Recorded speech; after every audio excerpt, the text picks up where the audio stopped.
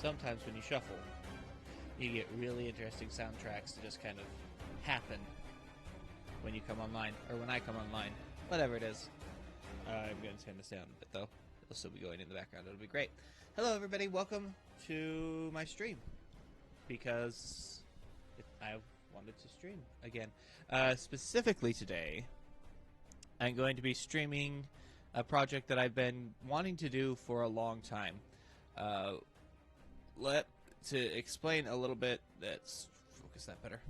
To explain the project a little bit, and I need to tell you a little bit of my history with Final Fantasy 15, because I own this game, I love this game. Eventually I want to start speedrunning this game, but I have to actually build up the impetus to do that, and I haven't yet. This is really... Let's skip forward. That's not it either. Nah, this will be good enough. They got all the heart-pounding tracks right in a row going. It's great. Words.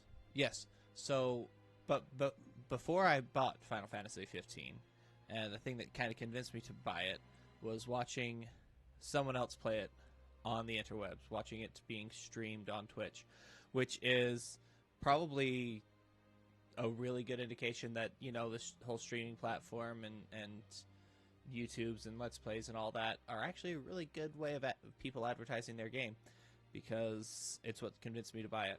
The specific person I was watching was Jesse Cox, and I mentioned that because as he was finally going through, or as he was going through Chapter 13, he took a couple of minutes and he talked about the story and how he felt about it and how he thought it could have been changed for the better. And in his talking about that, I felt, yes, that's great. Yes, someone should write that. Wait, I should write that. And so based on that idea, I wrote out a brief outline of how the story would progress. And then I got the game, and I was playing through the game. And then, eventually, I got my hands on Kingsglaive, the FMV, or the full, I guess FMV, that doesn't work. The video, the animated video. And in watching through the animated video, I realized that A, kind of the story that I had outlined didn't fit in with the video, with the movie, quite well. And that B, Noctis is a little bitch. Just a whiny little brat of a child. And I didn't want him to be that anymore. I wanted him, I wanted to recreate the entire thing from the ground up, with Noctis actually being competent, and Noctis actually being and there's a large subset of these of this kind of fan fiction out there. Noctis actually kind of being rational, rather than being a video game protagonist, being an actual rational and thinking human being. And so, based on that, I rewrote my entire outline. Where is it? It's here. And so, pop that up. And so here's the outline that I'm going to be writing my story based on. And I'm probably going to spend some time... In fact, I am. I'm going to spend some time right now going through this outline and polishing it up a little bit. And actually, I think I'm going to tweak a couple of things and add a bit into it. So, the big change again. Regis and Noctis will know about Arden. They know who Arden Azunia is. Spoilers for the game, by the way, if you haven't seen it. They know that Arden is... Or they know who Arden Lucis Kaim was, and who First Chancellor Azunia is, and that they're the same person. And they're actually thinking several steps ahead. But obviously there's still a lot of deaths. So the couple of big things. First off, in my story, the way that I'm going to write it, I want the movie to still be able to exist in the same story that I'm telling here. So my fan story will change the game, or it discards the game, but it leaves the movie intact. because I think the movie's powerful. So I want that. That's one of the big. That's one of the big things that I'm setting for myself is everything I write, I want to have match the movie. I don't know why I decided to do that, but I did. And that's part of the reason why I wanted to go or I wanted to Noctis to be competent, go the kind of rational route with it, because I want to be able to make the movie work without making Noctis seem like an uncaring SOB. So the outline. I have breaks in here that are the current idea for where a chapter break might happen, but we'll see. So the first thing to happen is the boys will arrive in Hammerhead. Noct will talk to Sid, who he knows is one of Regis's companions. I need to go through and I need to play the 2D side-scrolling beat-em-up game at some point to get the story out of there, because I haven't actually yet. There's a thing I should do, because I can incorporate some of that into here as well, I think. But that's not the point. The point is, also, side note, also, I'm really looking forward to the Prompto DLC, which is coming out soon. And getting more story and background on Niflheim and their soldier experiments, and, you know, where Prompto came from. Super spoilers again for Final Fantasy, or Final Fantasy 15, if you haven't finished it. But I have, and so I'm including most of it. Alright, so our first chapter will be boys getting to Hammerhead, Noct talking to Sid. Also in here, they're going to trade out the regalia, you know, the giant flashy. This is obviously the King's car. They're going to trade that out for something a little less flashy, because they aren't stupid. And then they'll go to Kikatrick, which I believe is how you pronounce that. At least that's how Matt Mercer pronounced it in the game. So we'll see. On the way there, this discussion, I've left a lot of room for actually writing in my thing. But this discussion about leaving Insomnia to burn, I think is going to be the start of a character arc, specifically for Gladio. Because, like I said, there's going to be a lot of sacrifice for this to work. In order to do what needs done, people have to die, unfortunately. That's just the way it's going to have to be. And first off, the discussion about leaving Insomnia to burn, the literal, probably tens of thousands of people who are just dead after the events of Kingsglaive, and Gladio isn't okay with this.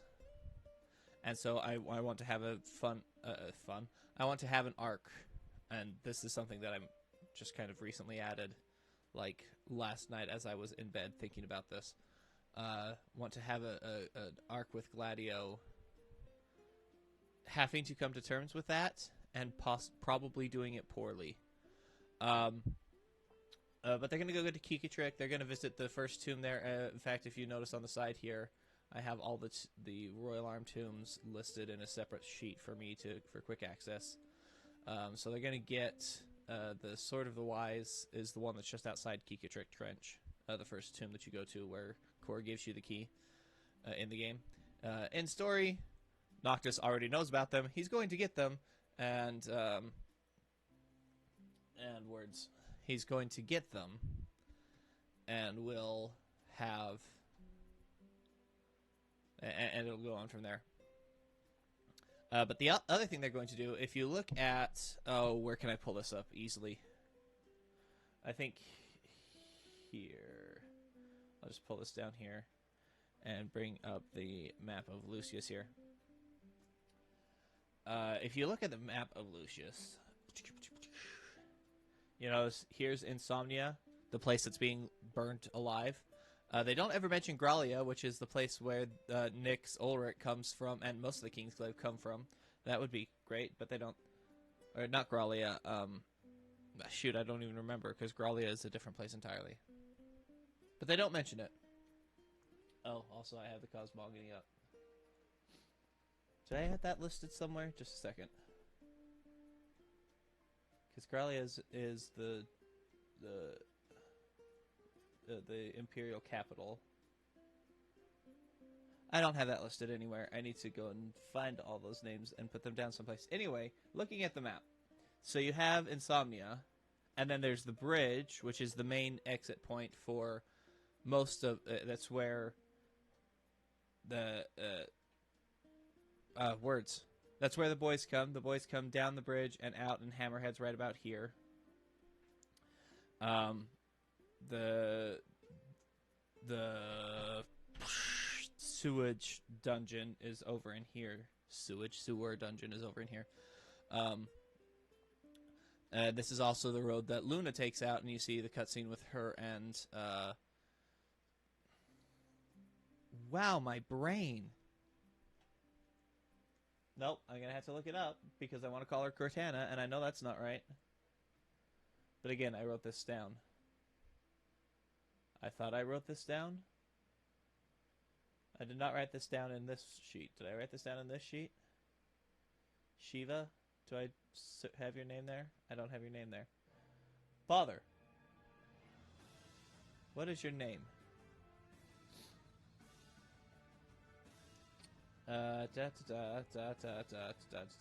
Gentiana. That's her name. Fantastic. Anyway, they're going to Kikatrick Trench. They're going to clear out the Imperials because, as you look at this map, the best place for refugees from the city is not along the obvious main road, which we know the Imperials have control of. It's coming out the side door and across the land and over this little strait here, right into Kikatrick. So that's where most of the refugees are being shunted to. We know through a drama CD, I know because I found this script in English for a drama CD that was never actually produced in English, but that Regis was at least smart enough to know that the Kingsglaive were going to betray him. He was fairly certain of that. And so he had the Crown's Guard, led by Kor, set to help the people evacuate the city, because he knew that that would be necessary. And so I'm going off of that springboard as well. And so Kor is going to be leading the refugees out of the city here. Iris will be with him. We'll also have the Hesters, Jared and Talcott, will be showing up during this section.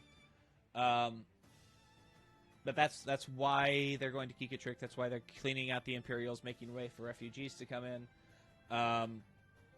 Kor, Iris, and company. Other people who will be there include the one Kingsglaive guy who is left alive at the end of this story, whose name is Libertas. Libertas Ostium. He will also be there. It'll be great. So yeah. That'll happen. They'll go with Kor.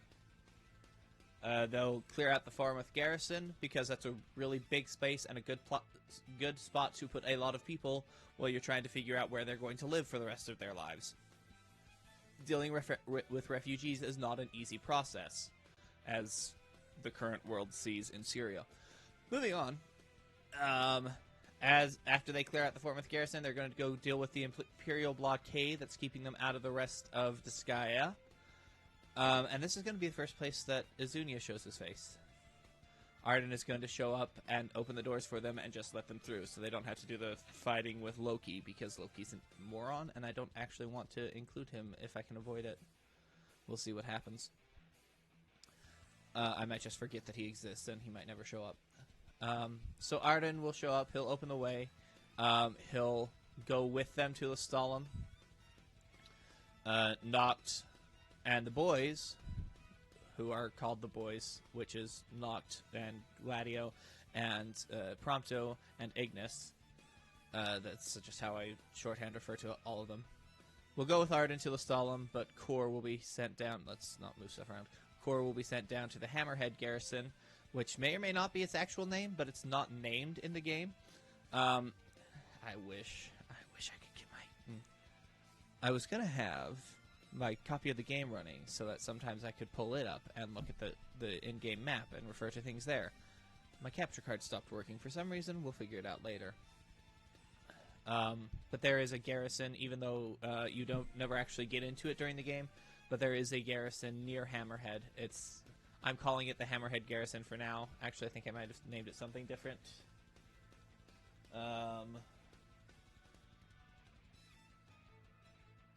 I think it's the Fallen's garrison. I don't think it's Fort Plama. I think it's the Fallen's garrison. I kind of made up a couple of names based on their naming schemes and conventions. So that'll happen. Then they'll go into Lestalem. And I've decided that because, as we know of Lestalem, it has two interesting things. It has a power plant, and it has only women working in the power plant. So,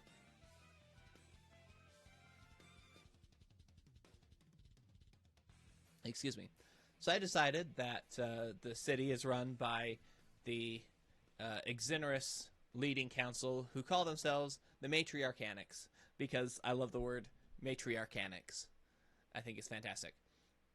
But Noct will be showing up as the king of, not just Insomnia, but the king of Lucius, to which the rulers of the Lestalem are bound, and say, hello, we have a whole bunch of refugees coming out of Insomnia, you need to help. Arden is going to be antagonistic, because Arden is the antagonistic jerk, but Noctis will get the Matriarchanics to help him. But Ignis will be in charge of individual negotiations. Noct is there to be the king and say, you will do this. And Ignis is there to say exactly what they will do and how they will do it. Because that's Ignis's role. This is a really slowed down version of this. I don't know that I've heard it this slow in the game. I mean, I assume I must have. Then Arden and Noct will have some back on forth.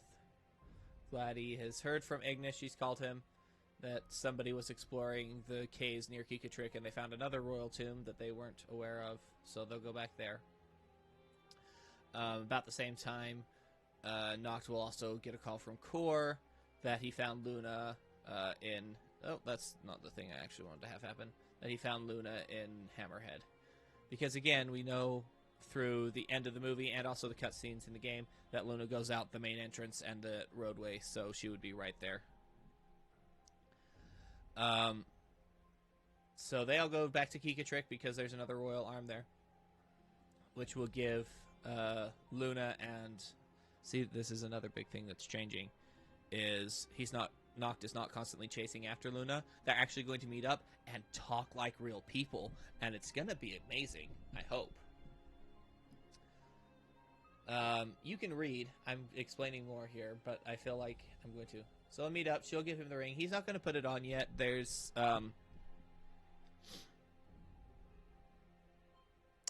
I think that's explained further down, but I kind of... There's a time and a season to everything. Oh, I've gone way too far now. Oops. How did I do that?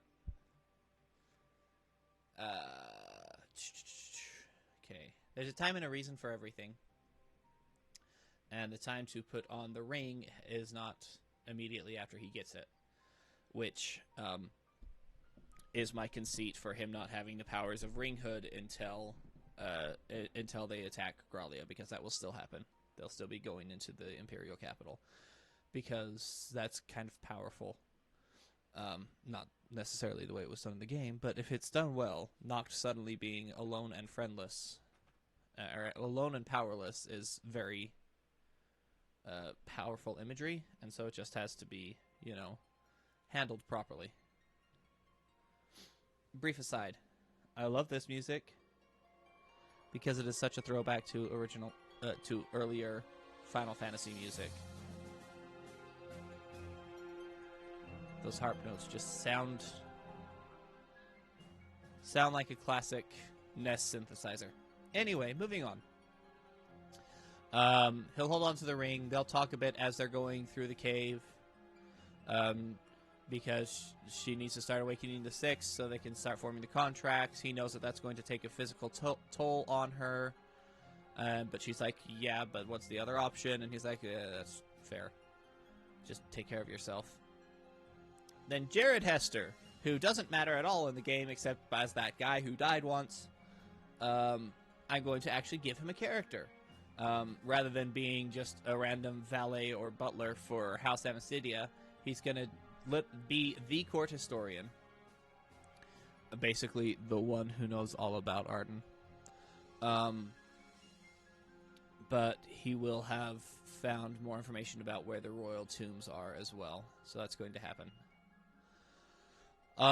Then also, after they gather that, Noct is going to king a little bit, because being a king is an important thing that he is, especially if he's actually taking care of people.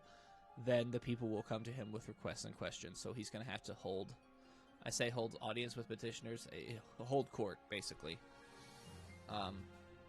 So we'll have the hunters come in, because, you know, there are demons and monsters everywhere. Not just demons, because there are those too, but just straight up monsters. You know, your packs of giant bees, or the various cat and feline and canine baddies that you go on random hunts to kill. If we're going to be settling more people, then somebody needs to take care of the dangerous wildlife, and that's what Dave is going to be here to talk about. But he's also going to ask them while they're doing this to search for the royal tombs that they have some information on from what Jared's found. So Jared will go with them. He'll head to Meldacio to coordinate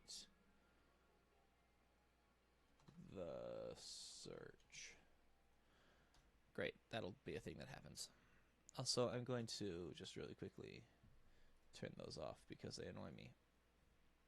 Which means that I'm probably going to spell incorrectly through a vast majority of my typing. But I don't care. I'd rather not see the red lines on things like Meldacio and Crownsguard. Just because they don't... Oh, I'm going to have to skip this one. It's a good song. I don't want my VOD to be muted. Okay. Moment of silence for Somnus.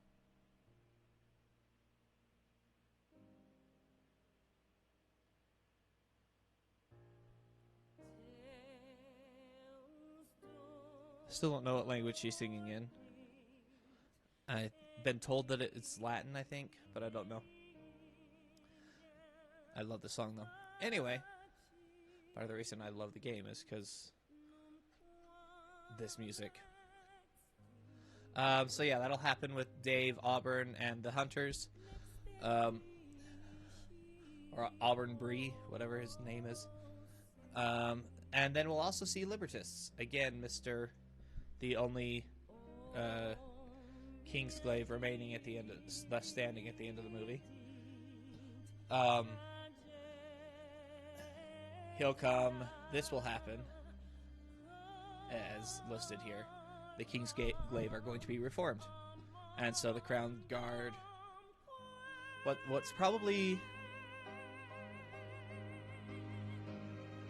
I haven't decided exactly, but what is likely going to happen, and I might actually swap the order that these occur in, so it makes more sense, is that the Crown's Guard, rather than being relegated to hunting, going out on hunts, is that will be a Kingsglaive duty, and the Crown's Guard will be the people, the ones actually protecting the people, the immediate threats to the refugee camps, basically. Although, of course, there are some of the Crown's Guard who are actually guarding the crown, because that's their job. Like Gladio, Kor will also be doing that, as you see here. Kor is going with Luna as his Crown Guard. Gantiana will also be going with them, but that's only because she's there, and that's kind of her job, is to stay with the Oracle. So yeah, they'll go and they'll contact Ramu. You'll notice that that's also in a different order. They're going to Ramu first, and then there's a break, chapter break, going on into. Here's the thing that I'm adding, and because it's never explicitly stated in the stories on how there are certain people who have access to the king's power, to the power of the crystal through the king. But the thing that seems most likely, based on the movie, especially based on like just Gladio's entire character design, is that it has to do with the tattoos and the ritual inking, I guess you could say, of the body. Because every member of the Kingsglaive in the movie has some visible tattoo. Gladio obviously has the giant wings across his back. And at no point do we really see whether Prompto or Ignis has a tattoo, so I'm going to say that yes, they do. And so that's the method I've decided to go with in my story specifically. It may or may not be true in the game, but the tattoos are going to be the method by which the king, or the one who has access to the power of the crystal, the Lucian crystal power, whatever you want to call it, will grant that power to others. And so he'll have to be the one to apply the actual tattoo to certain people. But I've also decided that his power is going to be able to kind of like infuse other people's tattoos. If for example, oh, I do have this here. Fantastic. For example, Libertas will already have tattoo the Kingsglaive, the Kingsglaive tattoos from his time serving Regis. I don't know if they'll still be active. I think I'm probably going to decide no. So the tattoos themselves are not the power, but the king puts the power into the tattoos that they can then access. Again, this music just on shuffle is coming up really weird. I'm going to have to... I want to have the music playing underneath the writing sessions, so I'm going to have to sort them out into kind of their different feels. So if I'm writing a more somber scene, I can just be listening to the more somber music, or just the kind of neutral music, or here's a battle scene, let's listen to this. It will have been wet and muggy because that's what Ramu does, and Gentiana will tell Noct, you have to go and find special rocks, and Noct will be like, really? Really? That's what... Oh, whatever. Basically, because words. I have words? Just a second. I need to words in my head. Because that's how the 6 are. And so it's just going to happen that way. Alright, and then we move on from that. And we go to Fosha Hollow. The boys will have already gathered the miraculous special stones. And do all these stupid things. Noct is going to be highly upset. Because I am myself a slightly religious individual, I liken this to the captain of Syria, who, if you are familiar with Bible stories, who came to the prophet Elisha, to get cured of his leprosy, and was told to just go take a bath in the River Jordan, admittedly, which is a disgusting river, and he was highly offended, this captain, because it's like, I'm sorry, what? First off, the prophet didn't actually come talk to him. He talked to him through a messenger. Secondly, it's like, this is ridiculously simple of a thing to do. There's no way this will actually be effective. And so he stormed off in a rage. And then one of his servants was like, yeah, no, this is a ridiculously simple thing to do. Why don't you just do it real quick and then move on from there? And thusly chastened, the captain of Syria went and bathed in the River Jordan 7 times and was cured of his leprosy. Such is the story. And so that's kind of the mindset that Noct is going to be in here. It's like, I'm the freaking king of Lucius. You have me running around picking up rocks and slaughtering useless imps. What is going on, Ramu? I haven't decided who's going to chastise him. If anyone, they might just let him be kind of hot-headed. But they will get Ramu's blessings. Jared will call. There's a couple more royal tombs. Obviously, there are the 2 that are just out in, if we scroll down, that are just out in the middle of a field somewhere. The Felgrove that has had the Sword of the Tall that's been stolen and taken to Costlemark Tower. But there's also Thommel's Glade that has the Mace of the Just. Excuse me. I don't remember exactly what the weapon is, but the Just weapon. So their first place after that will be to go to Thommel's Glade, where they will infiltrate the tomb. And also, Thommel's Glade is really close to I think the Tolhen stronghold? No, it's the Arachnal stronghold. Thommel's Glade is really close to the first stronghold you take in the game, which I believe is the Arachnal stronghold. And they need to make more space for refugees to happen. So that will be what they do. And then we time skip to where they're heading into the Glacier Grotto, which is the one behind the waterfall. I have no idea what to do with the Naga. Because it seems to be significant, and this might be a thing that I learn more after we have the Prompto DLC, why the Naga took Prompto, and going on from there. I don't know exactly how I want to play that. I think I'm gonna have to play episode Prompto first, and then I can understand what something Naga is. But then the Titan starts waking up the Archean, who I will always call the Atlantean, just because I prefer calling him that because it's obvious. But, I will be calling him the Atlantean in my story. I'd forgotten that I had made that firm decision. He's called the Archean in the game, but he's freaking Atlantis, so I'm calling him the Atlantean. See, I'm changing little things here and there. So I'm calling him the Atlantean. And so he's starting to try and get a hold of Noct at this point. But something terrible has happened in Lestalem. Jared is dead. Maybe Talcott too.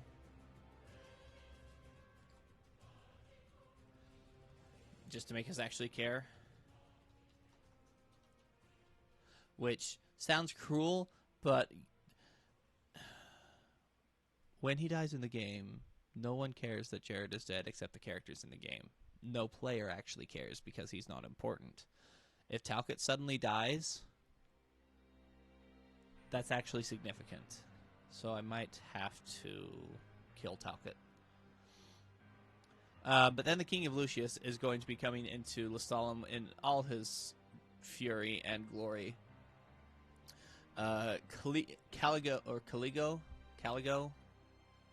I think it's Caligo Uldor, who, again from the game, is that one terrible quest where you have to stalk him through the fortress and then take him down and then go and fight go and take out the amplifier, and then suddenly he's no longer under your control because that would be too simple.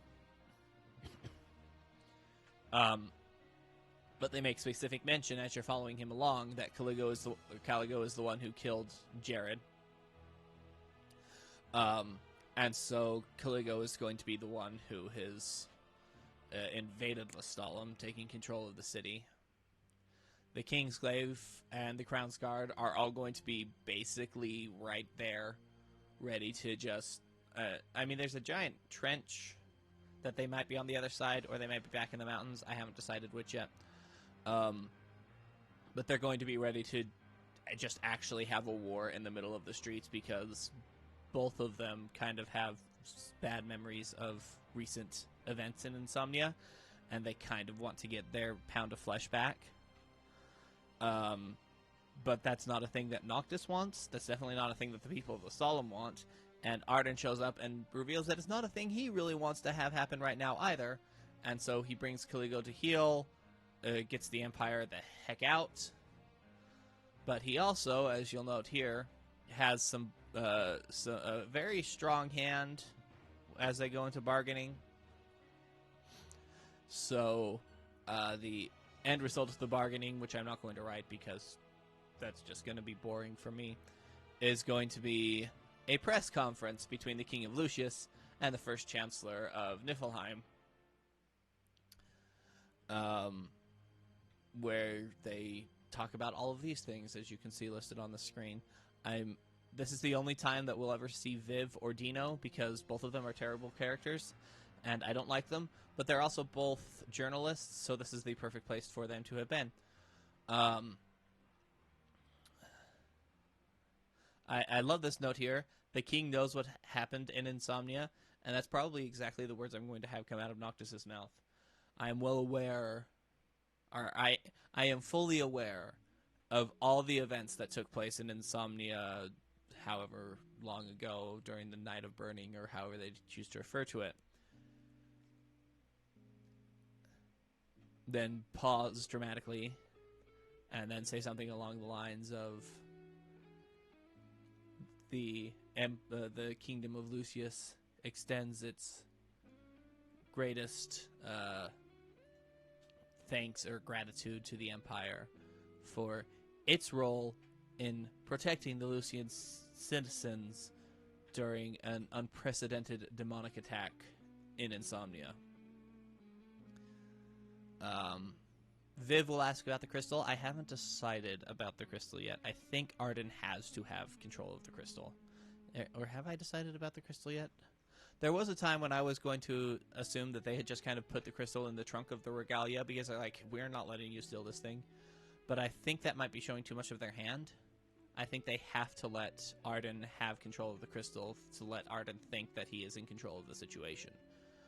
Which is kind of the entire point of all of it. Is let Arden think he's in control of the situation right up until he's not in control of the situation anymore, and we win. So, you know, death and destruction and all, unfortunately. They'll also ask about the Archean, or I haven't listed as the Archean here. I gotta fix that. Atlantean. They're obviously worried about it because the Atlantean and the Shard are literally the livelihood, not just the livelihood of Lestalem. They're literally the only thing keeping the lights on, which keeps the demon at bay. So they're literally the lifeblood. After that, they'll go to the Disc of Cauthis. Luna will be there. Ravis will be with his sister, protecting her because he's not a complete monster anymore. That's another big change I'm making as we continue on. He has his false arm, but he'll also have a slightly different personality than when Noct had seen him last. Arnea will also be around, just because I want to have her show up earlier than as a random boss fight. That's actually kind of terrible.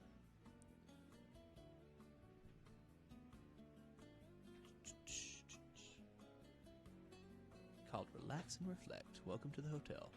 Anyway, so they're going to head in to talk to the Titan. Obviously, they'll find the royal tomb. The weapon will be gone because the Empire has been there and has control of the area. Obviously, the weapon's going to be gone. But this will happen. Again, Arden trying to be nice guy Arden. And I think that's how I'm going to play it a lot of the time. Is in the back of my mind as I write everything, Noct knows what's going on. He knows who Arden is. He knows exactly who Arden is. Obviously he'll recognize him as the first Chancellor of first Chancellor of Niflheim because he's not a moron. But he also knows exactly who Arden is. But I think I'm going to play it such that Noct doesn't act like he knows. So and he lets Arden kind of get in good with him. I'll explain more as I continue through. So the Archean, or the Atlantean.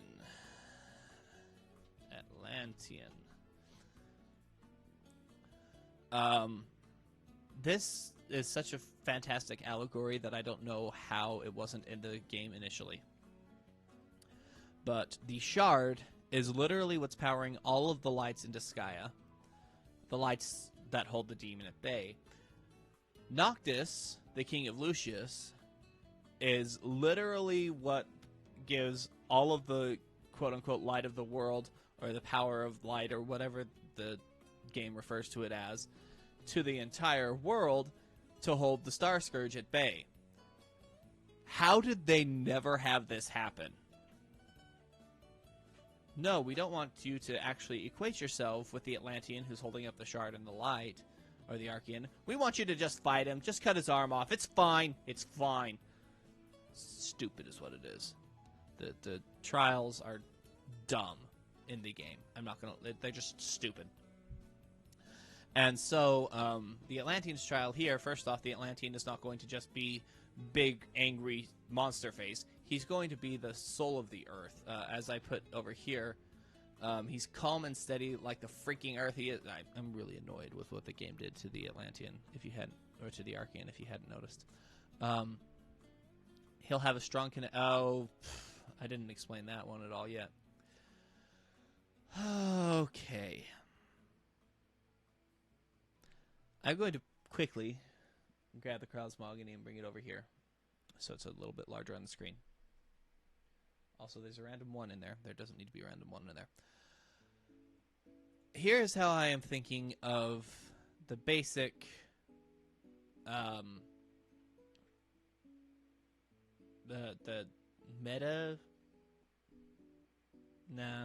the basic spiritual reality of my story. Which, again, is not the way that it is in the game, but I don't like the way it is in the game, so I'm changing it. The 6, the Astrals, are demigods, that's true. They're very powerful beings, but they serve a higher power. And this higher power is what, for lack of a better term, I'm going to call the light. And the light is is whatever this more powerful thing is what the Astrals serve. It's also what the Oracle and the King serve. So it's important to note that in the game, and I'm going to keep this true, that Bahamut gave the crystal, the ring, and the trident to the Oracle and the King. Those all came from Bahamut. In my story, yes, he brought those, but he brought those on the order of a higher being, a power greater than he, that is the one that actually is the source of the power, the glory, the whatever that the King and the Oracle tap into. So although the tools for tapping into that came from Bahamut, he himself is not the source of the power. And so this is... Oh, that's not what I wanted to have happen. Just a second. Let's knock everything around. Break it all. Ignore me. I'm just moving my screens around because I clicked on the wrong darn things. Okay. Back over here. So yeah, rather than it being... Because really kind of it feels... In the game it feels odd. Because it's basically the King, the Oracle, and the 6, except Ifrit, versus Arden Azunia. Which seems weird to me. And I don't like it. For multiple reasons. Not the least of which is Arden isn't that powerful of an antagonist. At least not the way that I'm writing him, so I need to change that anyway. But also because I kind of want Arden to be able to have a redemptive arc, and if he is the only bad thing in the world, that literally cannot happen. Because bad has to continue to exist. It has to. So, in my story, there will be a light and there will be a dark. I really hope I can come up with better names for them, but right now this is what I'm calling them, light versus dark. The most popular good versus evil that exists in fantasy and fiction, but it's popular because it works. At least that's my feeling. Also, I'm kind of more than a little bit of a novice at this, so this is the best I can come up with. I'm sorry. So yeah, the Astrals will serve the light. The Oracle and the King serve the light. Notably, the Oracle and the King do not serve the Astrals. They serve the light.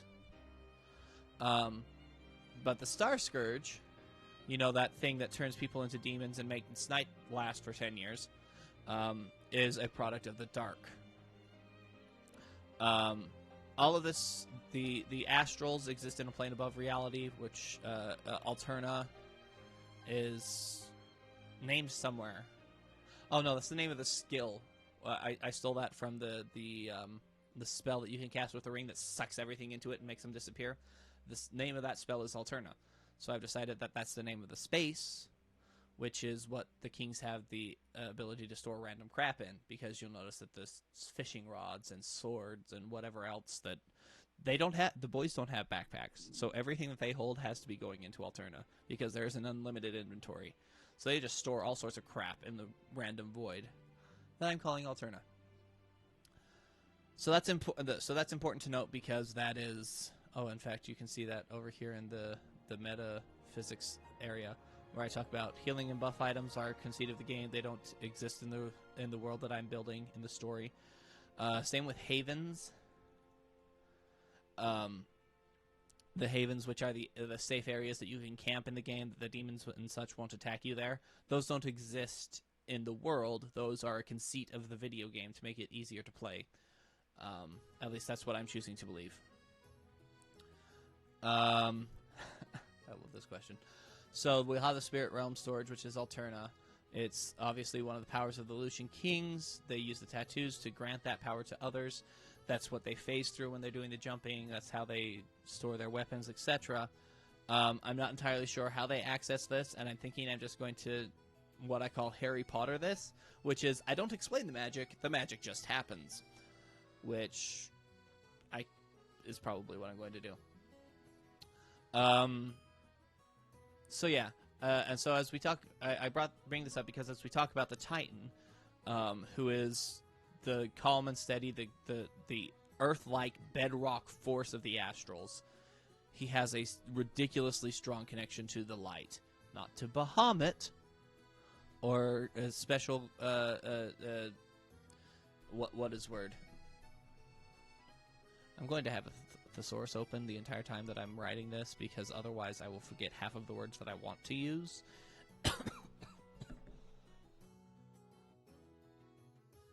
And I'll put the wrong word in and it'll be terrible.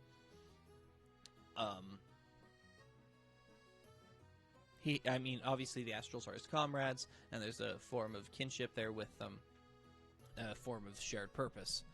But his primary duty is to the light, and so that's who he is, as I will be writing him. You can go back up there. And so, yeah, the trial that he will have for the king is going to be that whole allegory idea. The holding up the light, sharing it with the Skya, the same way that the king of Lucius has to share the light with the world to hold the Star Scourge at bay versus the demons, etc., etc. And everything was living peacefully until the Fire Nation until the Empire attacks, because as we've seen, or as we know of the Empire, they like to kill Astrals when they can get away with it. That's why there's the body of a dead Shiva outside Gralia. And that's kind of what kicked off this whole thing, is that Shiva was feeling like the Imperials were getting a little too hoity-toity, a little bit above their station, so she went and attacked them to put them back in their place, and then they killed her. They won. And then they were like, oh my goodness, we can beat a god. We are unstoppable. We should take over the entire world. And that is the literal canonical reason that all of this is happening. So that's what's going to be happening here. They're like, we've killed one god already. Let's kill another. And so they're going to be going to fell the Atlantean, Titan himself. Noct will still... The imagery is going to be weird here. And I'm not sure exactly how I'm going to do it until I start writing it. But I want it to be kind of an not necessarily an out-of-body experience for Noct, more like an into-body experience. Like, his consciousness is going to be transposed into the body of the Titan. But I think his actual physical body is just going to be as well. Basically, he's replacing the Titan, body and all. And also massive and all. And so the Empire is going to be attacking. There's going to be a battle. Noct is going to do the thing that the Titan does in the game and just kind of go crazy and start smashing everything, which is going to result in the crystals getting shattered, because that happens. This is also where Ignis is going to get blinded, because I refuse to leave him blinded, and you'll see what's going to happen here. So Ignis is going to get attacked by Ravis. Bad things will happen. This might have to actually move earlier, since Ravis is flying away with Luna earlier. The Titan will take back his body The crystal will get shattered. The Titan will disappear. The disc will start to erupt. Arden will pick up the boys. Basically what happens in the game itself already. The Regalia... I'm not sure... I may need to have a better reason for them to take on Fort Valerie. You know what? I'm going to change this. This isn't going to be the Regalia. This is going to be Luna. Because Luna is with Ravis. Noct obviously wants to get Luna back. I think that's stronger than the Regalia. The Regalia, I think, is just going to get parked in Hammerhead and stay there. So that's fine. Okay, so Arden will pick up the boys. He takes them back to Lestalem. They have to convince Lestalem that, yes, the shard is gone.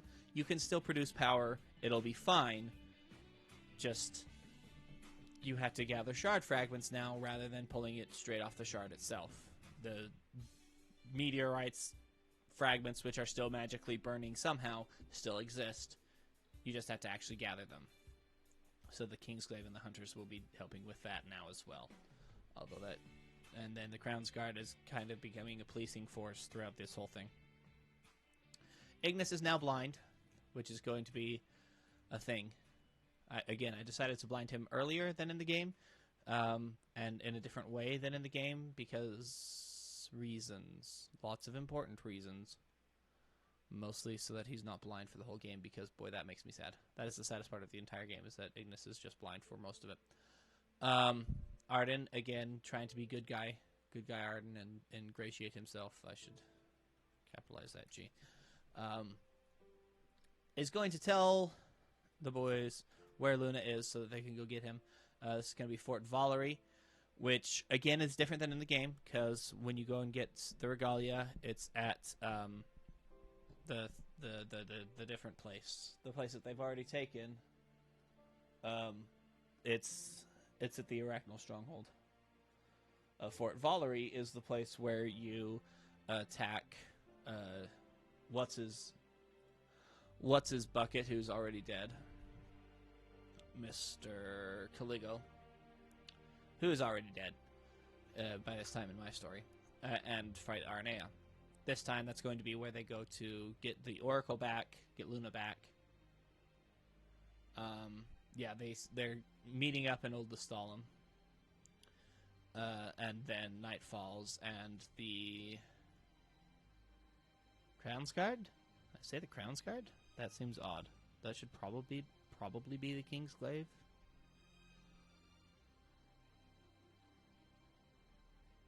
That's going to be the Kingsglaive.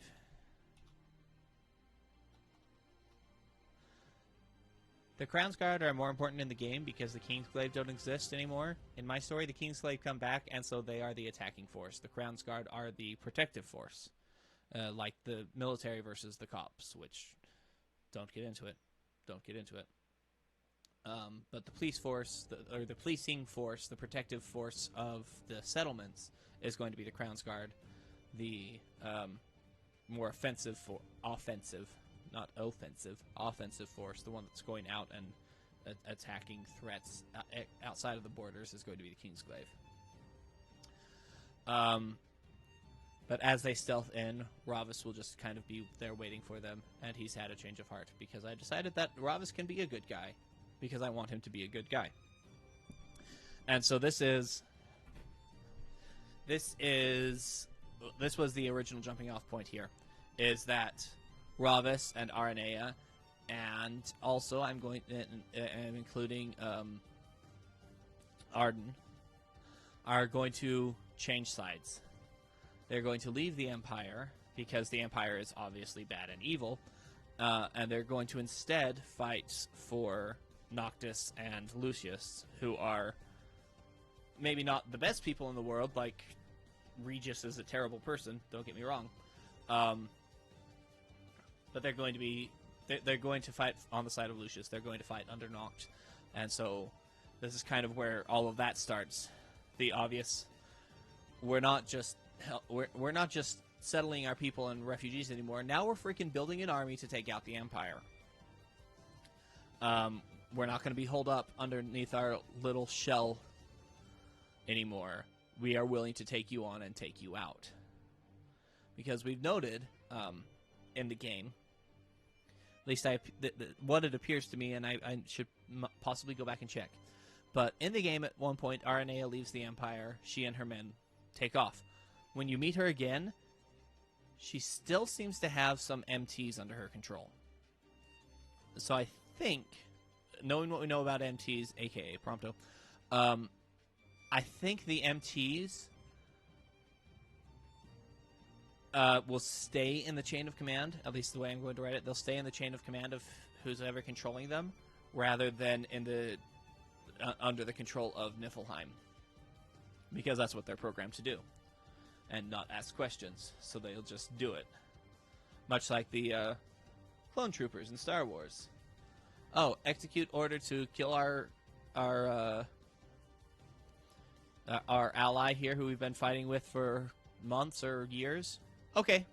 I don't ask questions, I just do. And so that's kind of what the MTs are going to be like. They follow orders, they don't ask questions, things just happen. So this will happen. He'll give Noct the Sword of Father. They'll have a heart-to-heart, which is...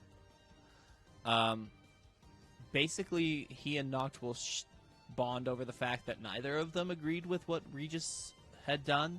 They both think that he had made a lot of terrible decisions, and now is their chance to fix it, to make things better. And so that's what's going to be happening here. And then we skip forward to the ritual tattooing. Ravus will be part of the Kingslave. I've decided that Ravus and Ignis are my OTP. Undo that. Because let's talk about relationships briefly. There are certain things... I'm changing a lot of the story, don't get me wrong. I'm changing a lot of the story. But there are certain things that I'm not changing. Things like Prompto constantly chasing after Cindy. He might actually catch her in my story, I don't know. But Prompto and Cindy are obviously going to be an item. They're just too cute. Noctis and Luna are going to be an item. That's the way it is.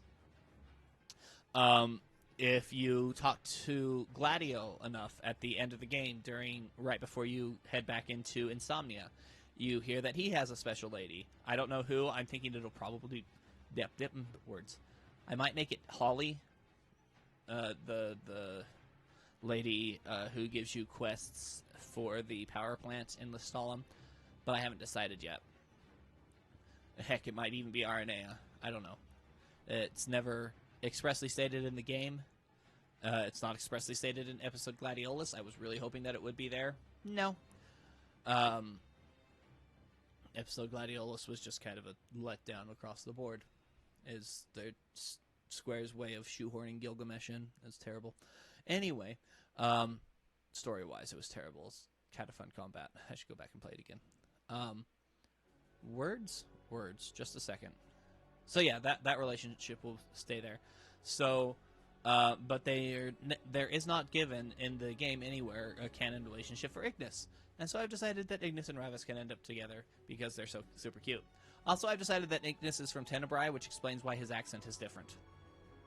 The Tenebraean accent is going to be obviously the English accent that Ignis and Ravus and Luna have, whereas all of the rest of the characters in the game, with the exception of Sean Bean and Regis, who ignore that for a second, but all the rest of the characters in the game are have a variation of an American accent, at least in the English voice acting. So yeah, I've decided that the Tenebraean accent is the one that's that we in our world would refer to as a more English accent, or something like it, something from the British Isles. And mine's terrible, so I apologize. But so yeah, I'm going to decide that these two probably. I'm thinking that they probably grew up together, and that at the time of the beginning of Kingslave, where the Empire attacks and Regis runs off with his son in his arms, that Ignis was already aboard ship and ready to be transported back to Insomnia as well, and so he came back with the royal party because he was going to be the Chamberlain for the new prince, which is what he is now. So I decided that Ignis came from Tenebra. Ravus and Ignis knew each other and are so cute together. And Ravus asked Luna to heal Ignis and make him not blind anymore, so that happens as well. And then they need to get the remaining royal arms, which includes the one in Cosmic Tower, the one in the mines, the one in the Rock of Rabato, Malmalam Thicket. Words. Is there an extra space there? No. Okay.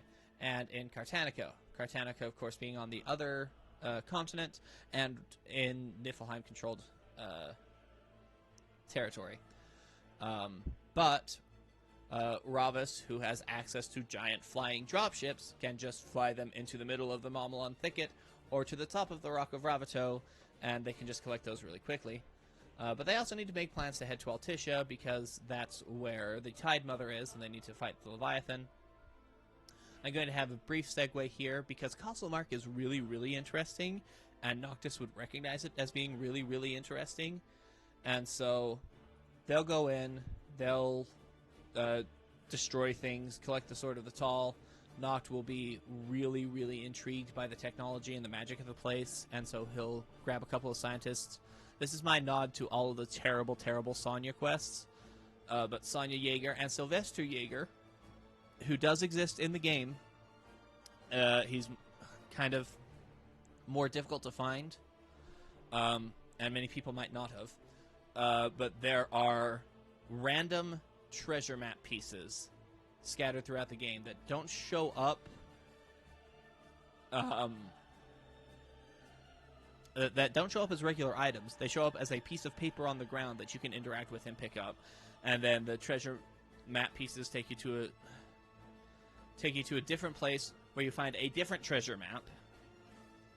So there's 2 steps of treasure map in and you have to do that 6 times. So there's 6 fragments. You find the clue that takes you to the fragment, and once you get all 6 fragments together, then it takes you to the top of the Rock of Ravato, where you find a titanium ingot, I think, or something. Some stupid, useless treasure, unless you need money, which you usually don't. But the note on the treasure is signed by Sylvester Jaeger, who says, "Thank you for playing my game. I hope you enjoyed being taken on a tour of all of the lovely land masses and features in Disgaea. Have a nice day." But it's signed Sylvester Jaeger.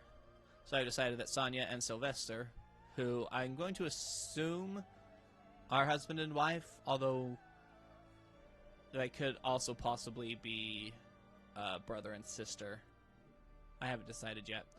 But they will be part of the scientific group that is brought in to study Castlemark Tower, and he's going to make it his new castle, his base of operations, because it's really easily defensible, and also kind of awesome. And yeah, once you've cleared out all the demons and lit the place up, then you aren't worried about more demons, so it's great. But yeah, that's just kind of going to be a brief intermission before they go to Altitia and have a wedding. They will go and visit Wes, because of course they will visit Wes, because Regis will have also written a goodbye letter for Wes, same as the one he wrote for Sid earlier. Noct will specifically invite him to the wedding. Then they'll have a big, beautiful wedding. Then the Fire Nation will attack. Then they evacuate no, the Fire Nation won't attack. I don't know exactly what will happen here. There'll be a big, beautiful wedding. Then there might be a chapter break. And then they're working on evacuating the city. They're summoning the Hydrian. It goes much better. He still has to fight the Hydrian. But fewer people die because the Empire isn't actively attacking. Again, Ravus is the one who attacked who attacked during the Tide Mother fight and all of that. So if Ravus is not on the bad guy team and acting on his own on the bad guy team, then there's nobody to attack Altitia while they're fighting the Tide Mother, and so that happens, and it goes fine. Then we're going to time skip. They're going to be in Tenebrae relationship building. You'll notice that same as I'm kind of getting tired of talking right now, I got tired of writing things down here. Relationship building will be happening here. Gentiana will teleport them to her corpse, and then they'll get the blessing of Shiva. And then they'll have Shiva, Rama, Titan, and Leviathan. So the only two that are left then are Bahamut and Ifrit. But then they're going to attack Grallia. And there might be some more relationship building, blah, blah, blah. I don't know what to do with these chapters, really. I haven't decided yet, but really all of these are just kind of terrible. And I need to fix them somehow. I don't know. But then they're going to start sieging Grallia. They're going to have a massive force. The Imperials are going to be holed up in their base. Kind of a nice turnabout from when the Imperials were doing this to Insomnia. But then suddenly, from inside Grallia, there's just a demon outbreak and everybody's dying. Grallia, they're going to, because I've already established they care deeply about the people of this world, regardless of whether they're Nif or Lucian. They care about people. So they'll help evacuating Grallia. They'll go into attacking the Imperial Palace. Arden has set a trap for them. Ravus sacrifices himself. But then we get to basically the start of Chapter 13, where we have Noct lost, alone, and without his powers, and Arden being a taunting little asshole. Then Noct is going to put on the ring, and then something that didn't happen in the game but should have really happened in the game, why didn't this happen in the game, is going to happen, where you may note from the two other times that the ring has been put on in the canon, once by Ravus and once by Nyx Ulrich, that when you put on the ring, you're basically metaphysically brought before a tribunal of all of the previous Lucian kings, specifically the Circle of the Round, the 13 that are for some reason in charge of, there have to have been hundreds of them.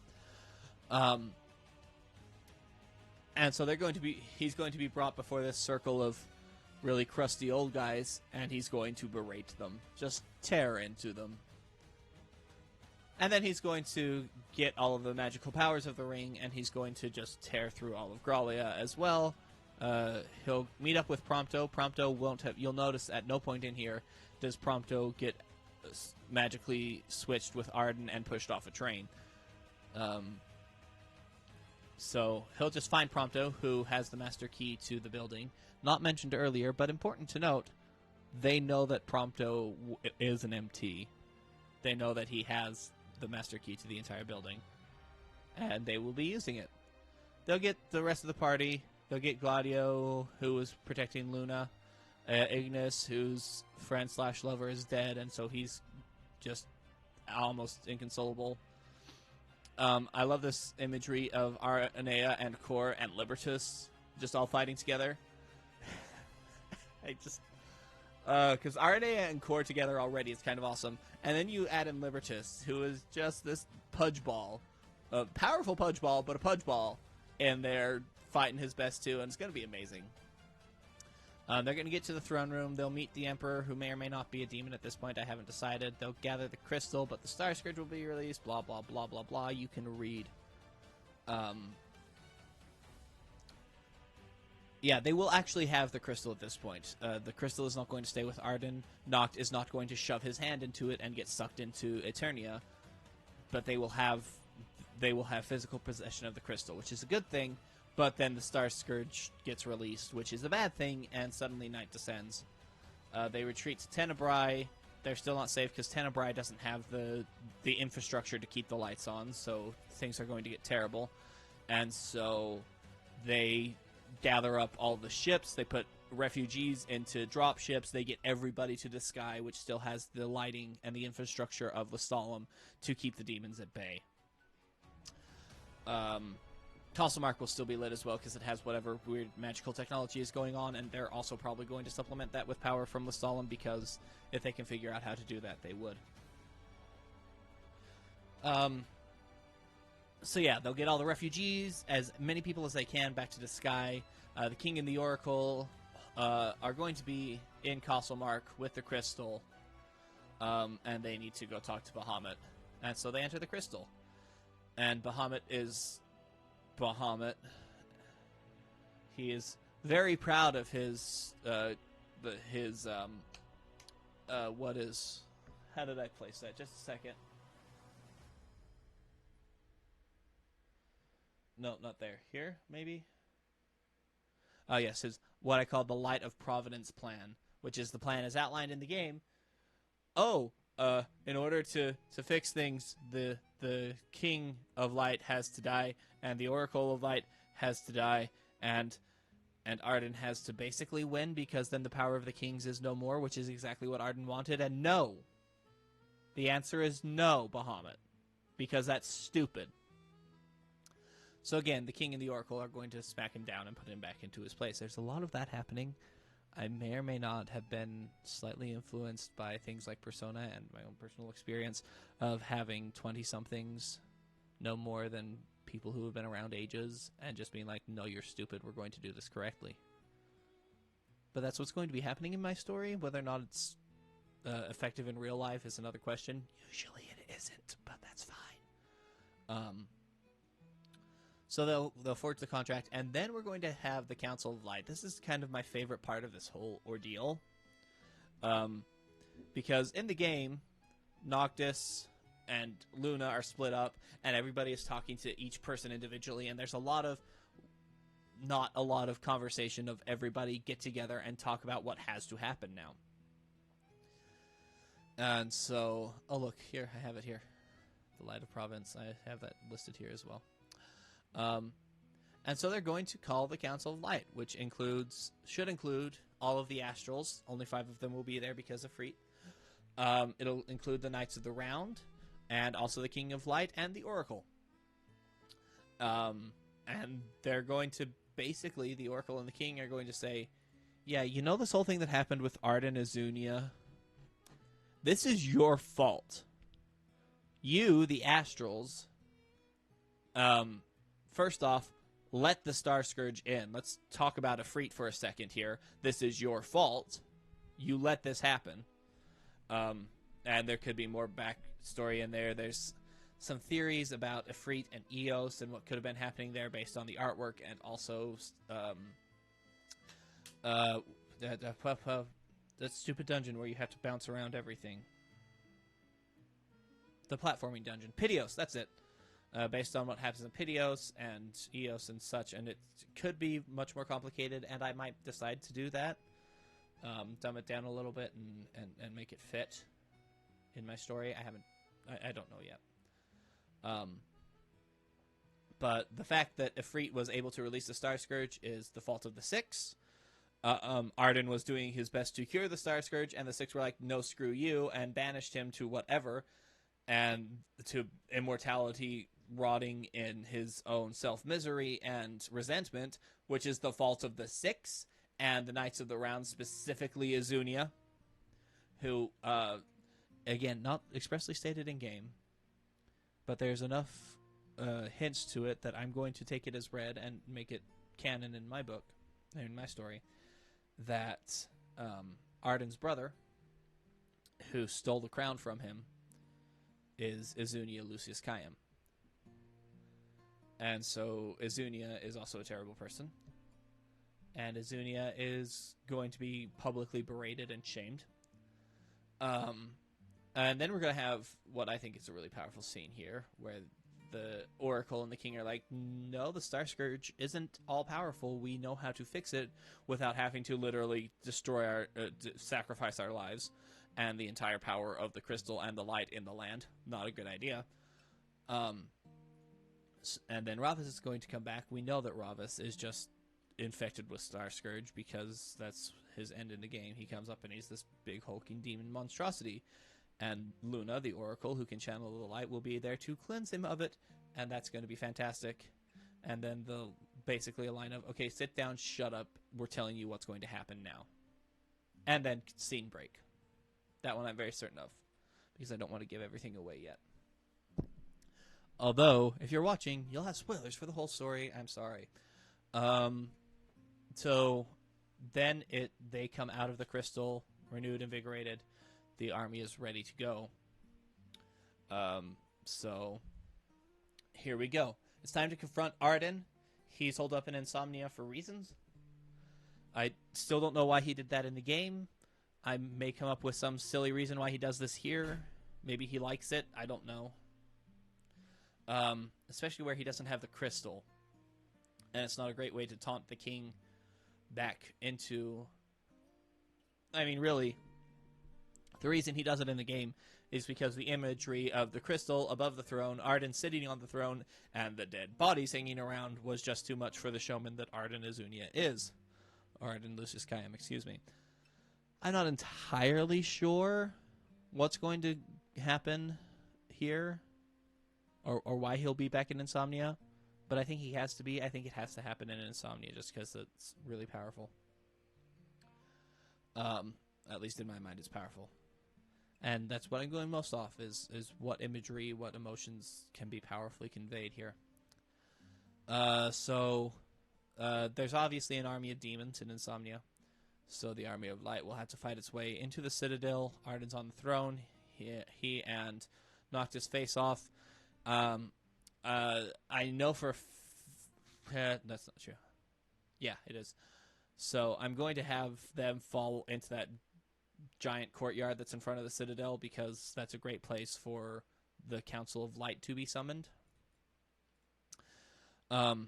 Which will probably also include the old wall. The statues will just get up and all stand around, and then all of the astrals will be there, except Ifrit, of course.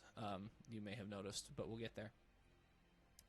And then Arden, who has been beaten down and is being held down or restrained by Noctis, will be completely shocked off his feet when this happens. Specifically, I kind of want Bahamut to go first, and then I want Azunia to have to step forward, or maybe Titan might go first. I don't know. I'll discover it when I get there.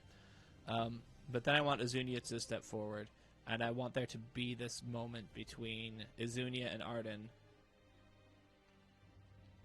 where he possibly in tears, they're just kind of begging forgiveness, because that's the thing that has to happen. In order for Arden to be cleansed, which is what I want to have happen for him, for his redemptive thing, he has to let go of his resentment. He has to forgive the people who wronged him, especially his brother, especially the Astrals. That's why they're the ones who are apologizing. And then the rest of the kings who kind of, throughout the ages, did terrible things to his name and legacy, etc. This music is very appropriate for where we are in the story that I'm telling. And so they're going to lower themselves to Arden. He's going to see that he's going to have the redemptive, powerful change. He's going to ask the Oracle. He's going to have to ask the Oracle to cleanse him, because he has to be willing to get rid of it. We've seen her try several times in the game to cleanse him, and he's not willing to. This time, he's going to have to be willing. Stall him. I don't want to stall him. Go back. Play Dawn for me again.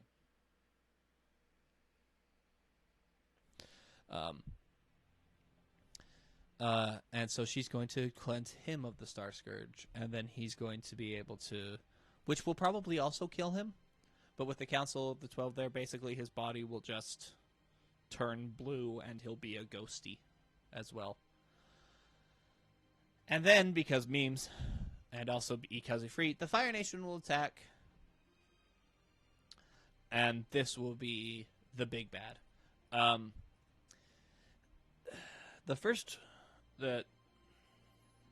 me finish this, and then I'll talk about other things.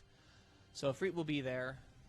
And mostly I'm going through this again, in case you were wondering why. If I know where the story's going, why am I not writing it? Because I wanted to go through the outline, change it as I felt was needed. That's kind of what my purpose was for this stream. I knew that I probably wouldn't get a lot of actual writing done. Hopefully I'll get some. I might be able to get into the first chapter before I'm bored and shut off the stream. So the end, Ifrit is going to show up, and he will have control of personal control of the Star Scourge, and this is going to be a big deal. Also, the Star Scourge is coming through a dimensional rift, which may or may not have been mentioned in my bits, but Which means personal control of the Star Scourge means that he also commands all of the demons. Rather than just kind of being hulking, wandering, murder everything machines, they're going to be focused and with the purpose of murder these things machines. And that's kind of gonna get. This also needs to be kind of a.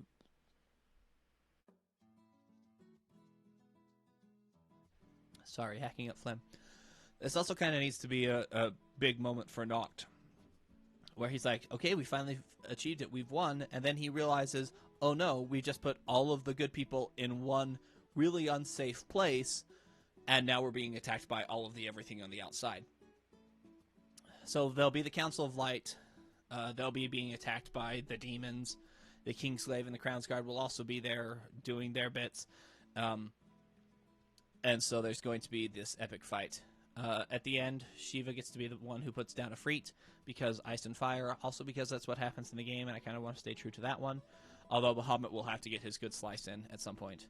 I really wish Bahamut would be more useful in the game and actually be the one to put him down, because he's the leader of the gods, but whatever. Shiva will be the one to freeze him and to actually destroy Ifrit. And then he will go to whatever version of heaven Astrals have. I don't know if Astrals have a version of heaven, but I assume, or an afterlife, excuse me. But that's where he will go. Hopefully to be with Eos, because I like happy endings, even for bad people. Characters, things. And then Noct and Luna channeling the power of the light will close the dimensional rift, which I didn't mention earlier, but is what the Dark is sending the Star Scourge through. Did I mention that earlier? Where are you?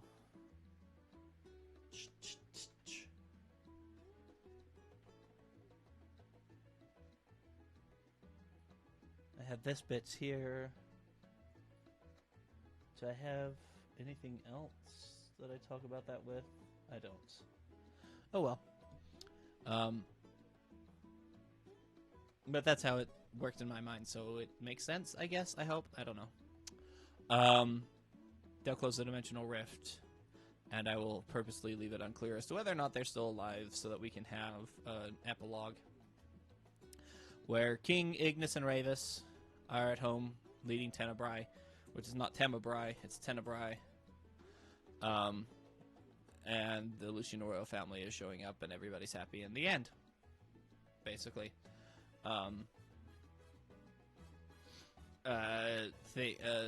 Few things to note is Gladio will still be the King's Shield because that's his life. Although he will probably bring, that's actually...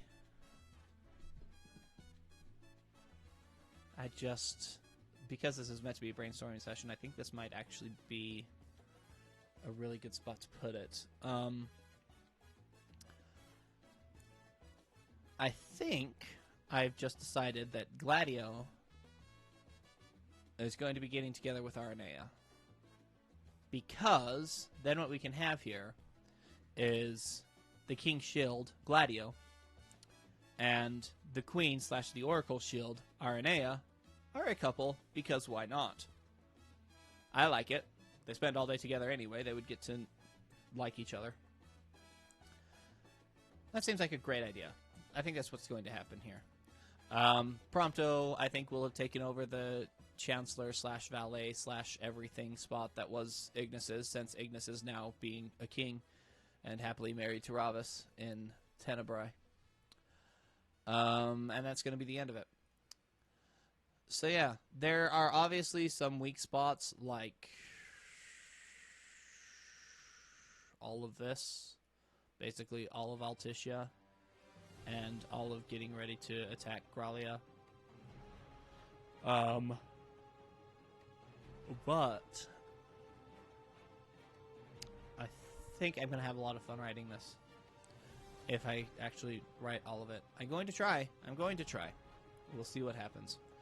Alright, but for now, this very second, I'm actually going to take a quick break because I want some water. And then when I come back, I will be getting ready to do the to start writing the first chapter. The one here that we start with the boys in Hammerhead talking to Sid and leaving the regalia behind. And that's going to be hopefully big and powerful imagery that we aren't doing the same story that's in the game. We won't have the regalia. We won't be going on a road trip. So, yeah. I will be coming back to that in just one moment. Please stick around.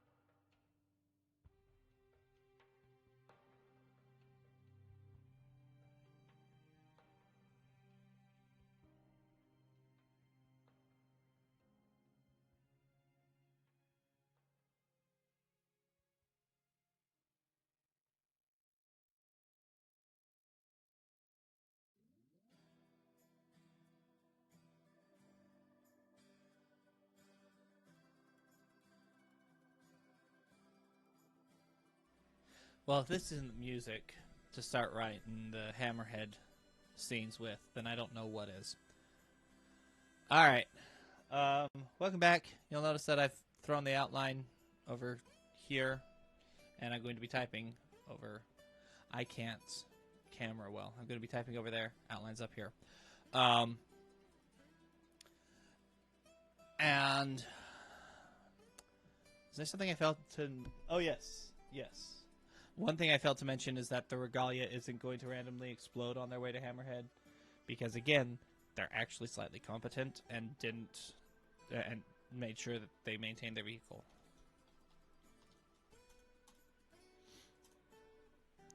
I'm also going to have to set my indents, because otherwise I'm going to be go crazy.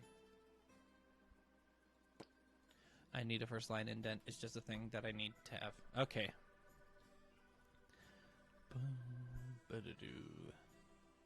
First lines are hard, so I'm just going to write something stupid, and then maybe come back and fix it later.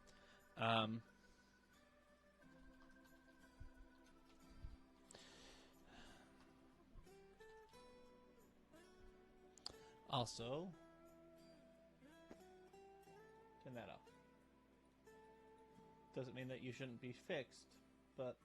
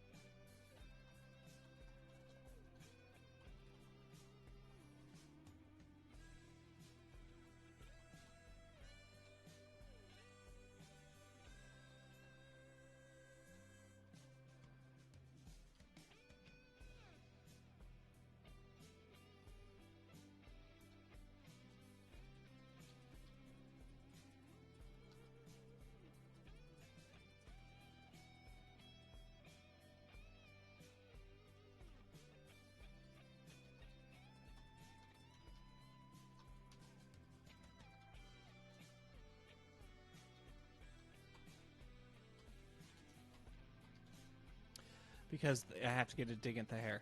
The fact that you can buy hair gel as an item in game is ridiculous. Alright. Where do we go from here?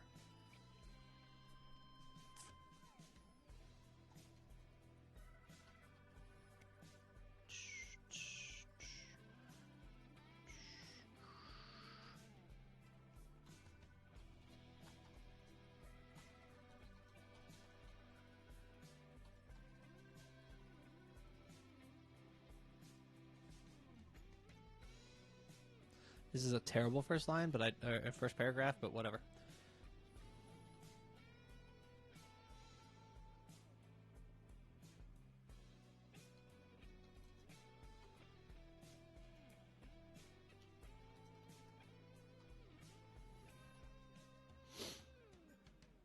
This might not be a terrible second paragraph, but as first paragraph, it's kind of bad.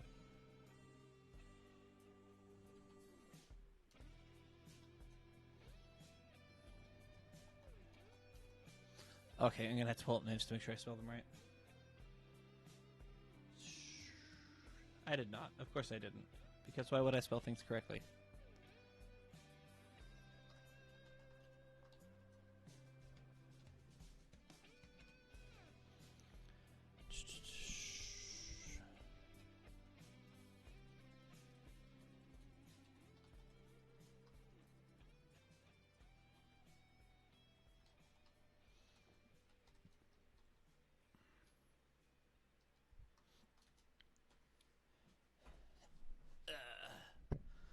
Already I'm bored of it, but oh well.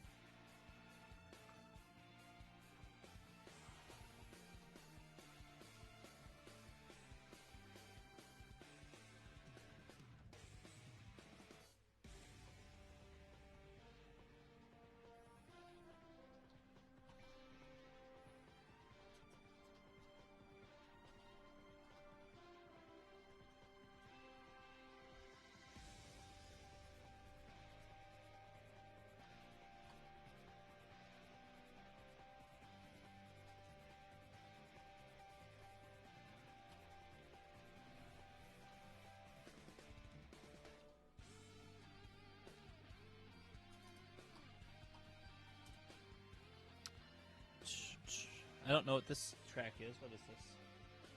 Oh, this is flying in the car. Okay. The flying R. Eh. I may introduce that into the story at some point, but I doubt it.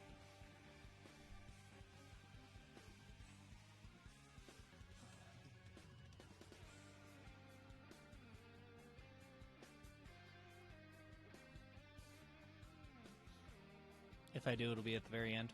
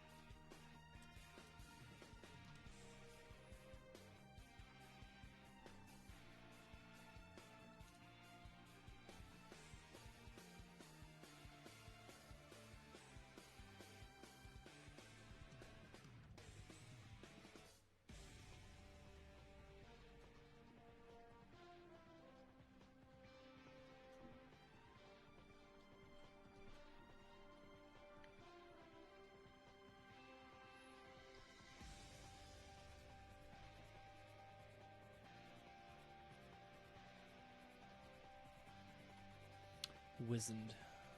Is that actually a word, or am I making that up? To the Google.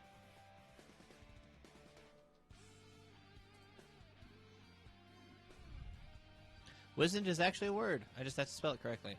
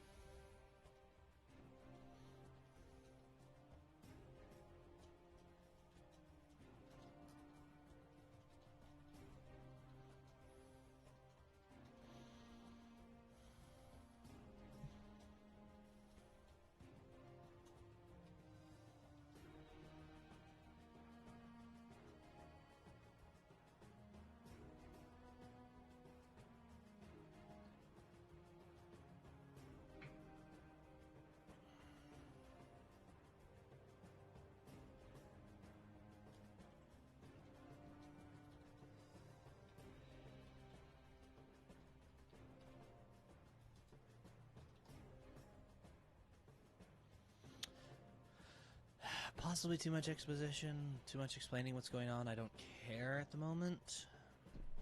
I want to get the thoughts down, and then I can come back and clean them up in future passes. For now, I just want to get all of the thoughts down, because there's quite a bit of all of the thoughts happening.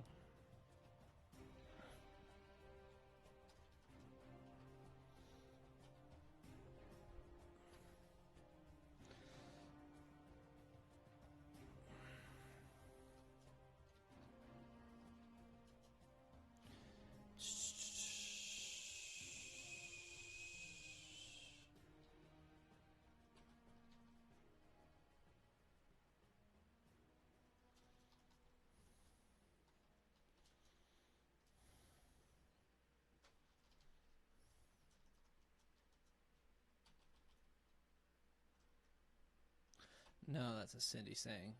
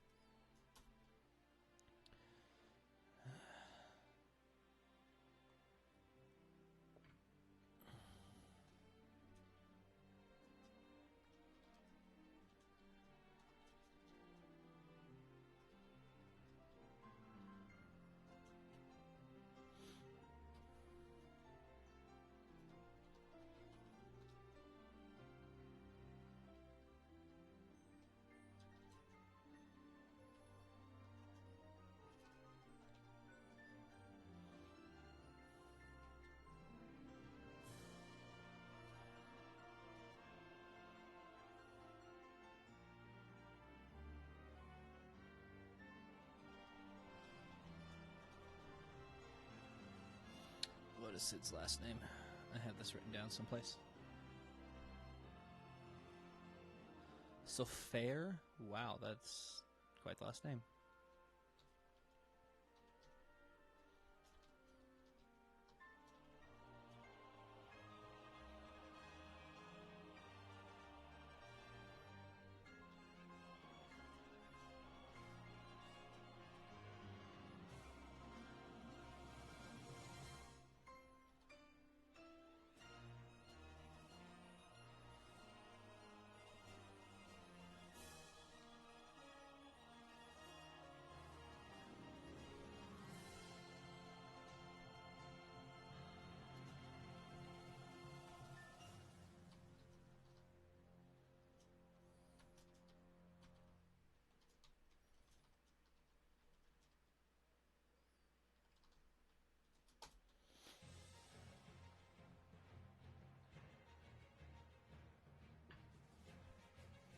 Uh...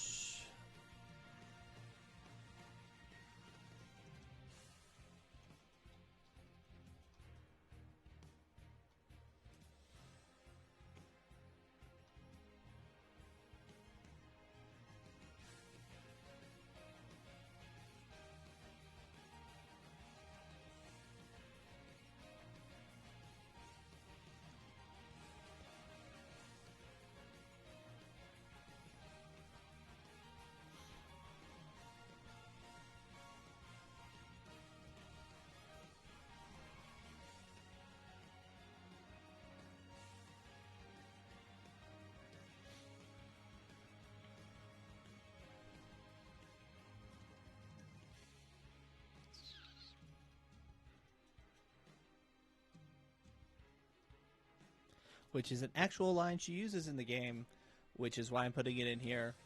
Also, for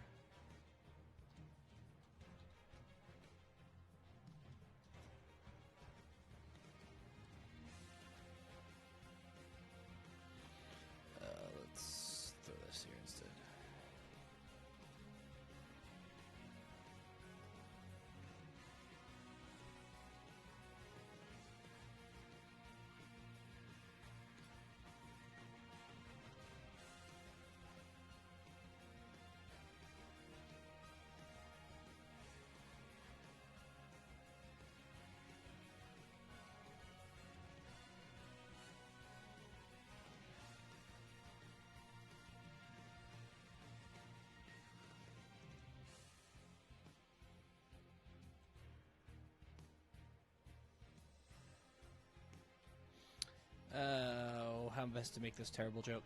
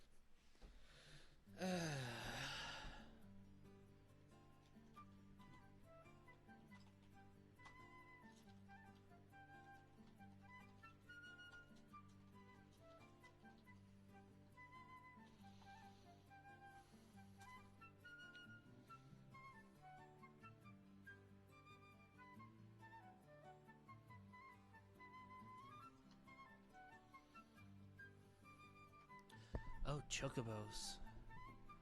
Should figure out if I'm using them at some point. I probably should.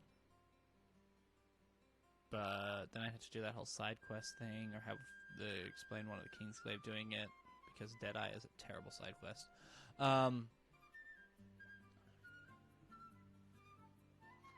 But having chocobos would probably not be a bad thing, even in this obviously mechanical.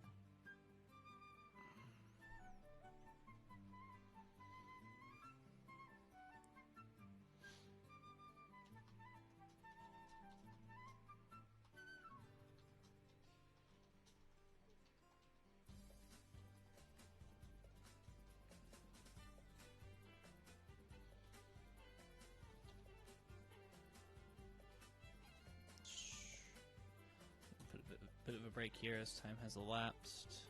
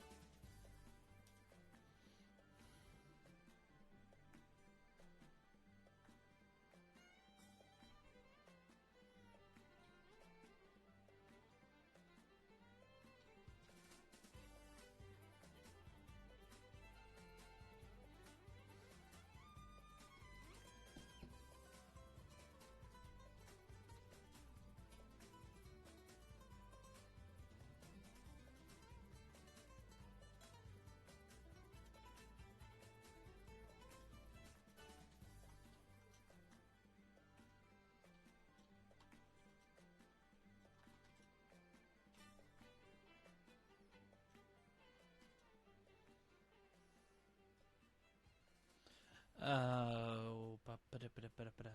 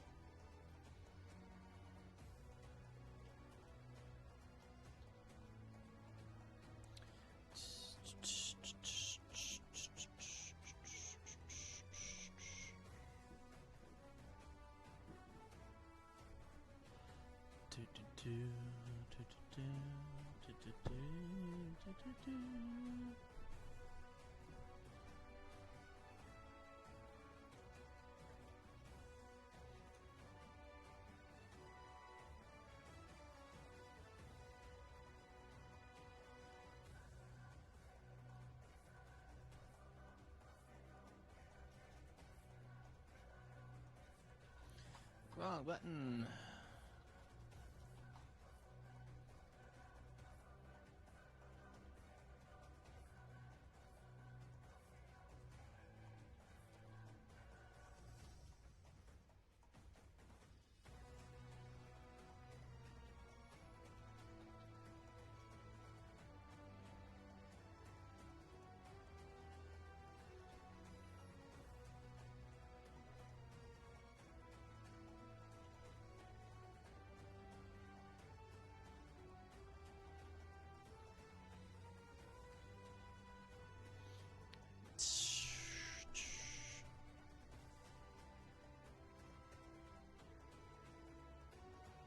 Spelled couple.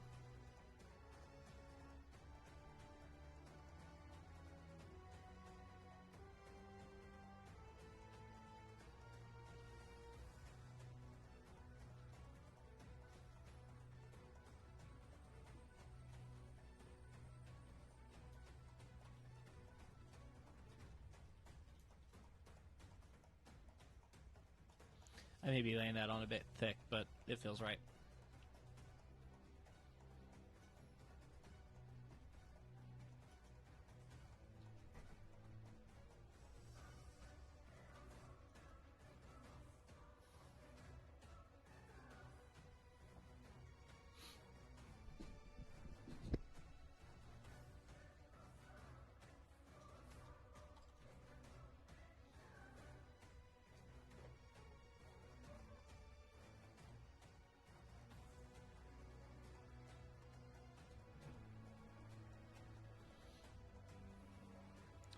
Oh, I don't know.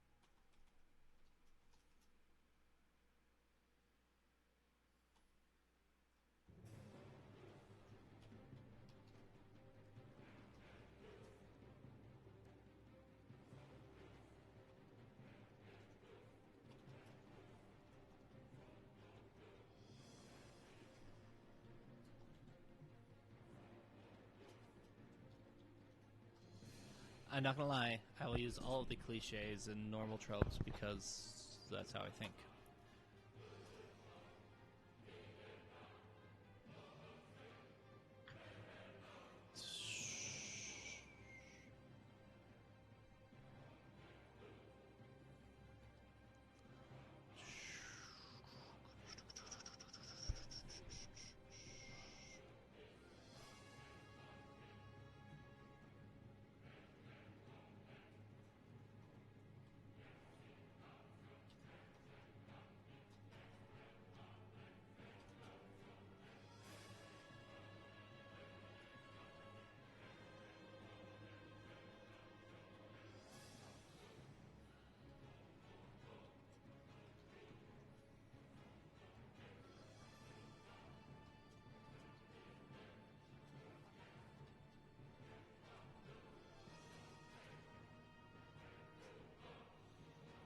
That is not spelled correctly at all. Oh well. Things I will do on a further, again, copy editing and spelling things correctly happens later. Although that's going to throw me off because I can look at it and see that it's wrong.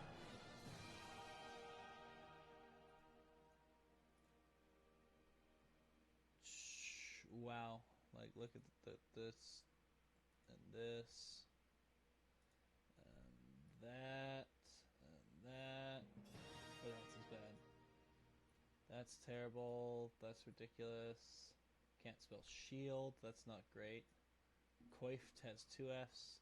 I'm shutting this off now. Keeping it off because that's...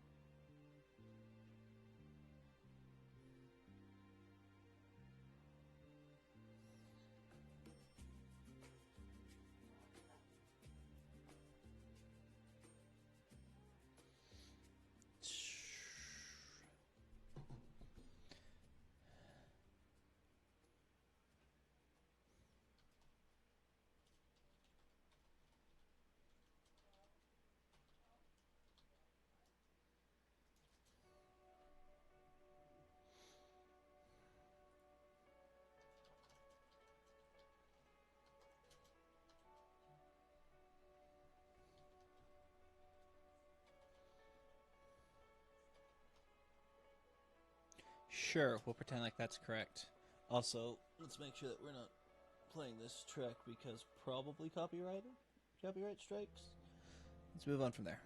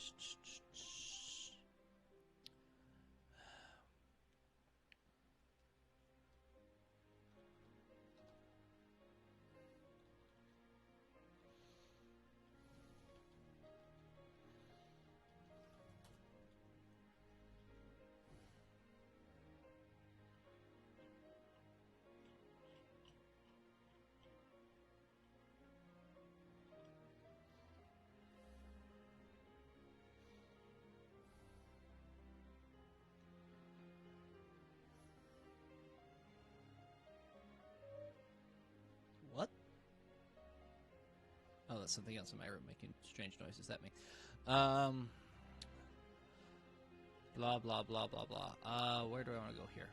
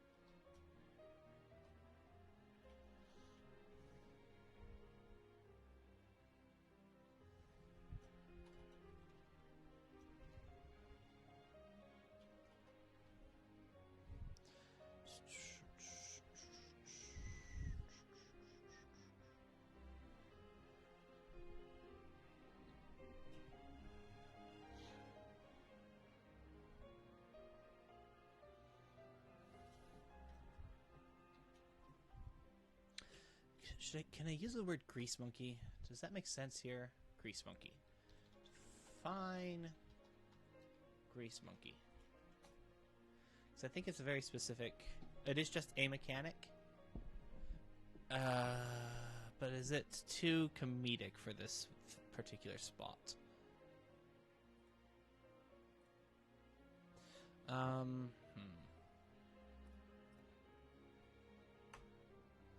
So I've called him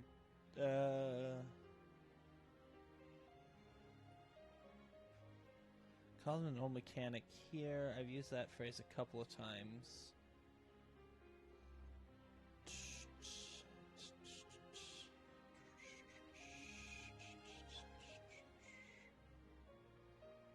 Here, I think I'm going to change this one to Grease Monkey.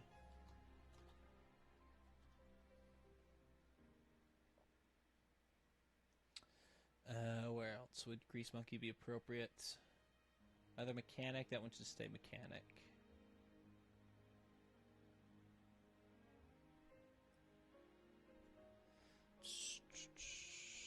Let's keep that. We'll use that.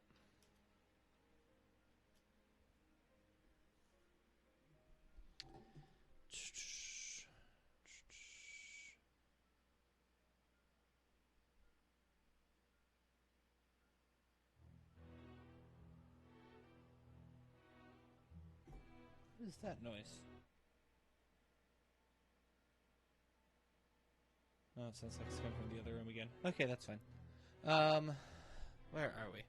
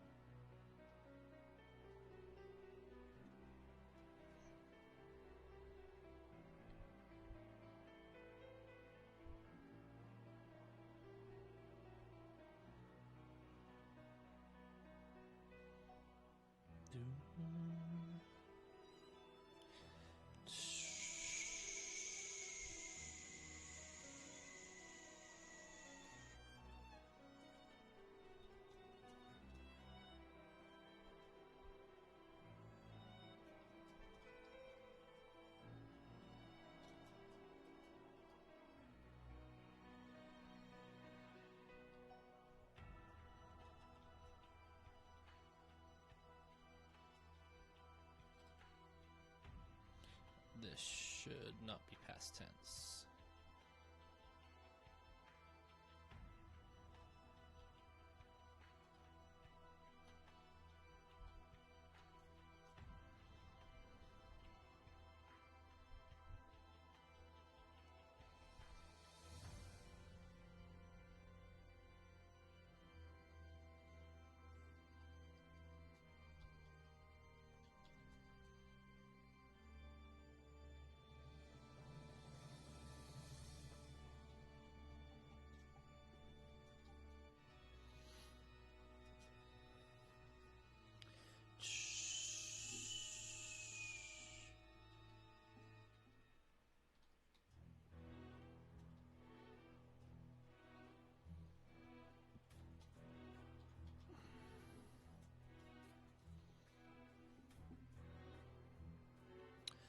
I don't like this line. I want something different.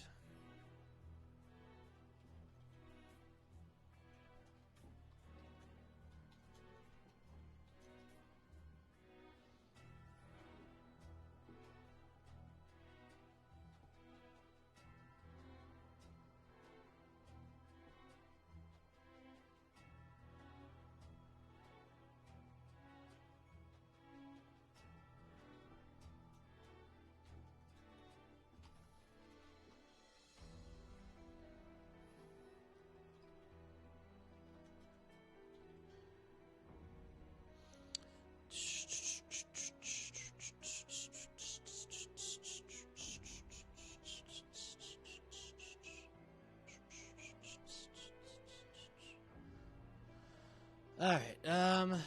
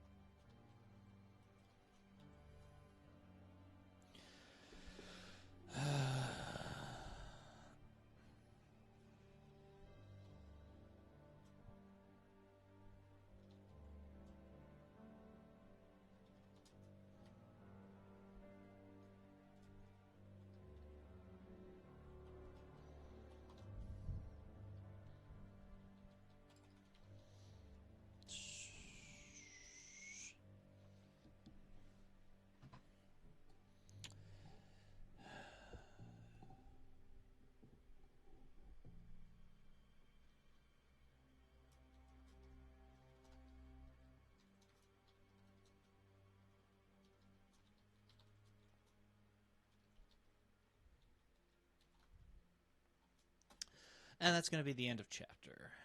Then we'll go into chapter 2.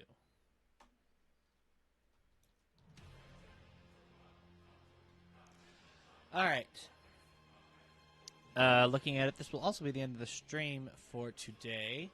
Let's go ahead. Let's me read through this. Obviously, it needs help. I want at least one, maybe two more paragraphs before we get into this. Something that'll actually capture an audience and bring them in. Because right now, it's kind of terrible. The first page is kind of more than a little bit boring. I think it picks up nicely as we get into the diner scene. It's also not very long for a first chapter, but I'm not trying to write a novel. I'm trying to write a fanfic. People's attention spans are limited. Alright. Yeah, I'll just read it through. The desert heat was oppressive to the... I'm actually going to shut this off for now. The desert heat was oppressive to the four city boys, even with the regalias topped down and the wind disrupting their perfectly coiffed hair.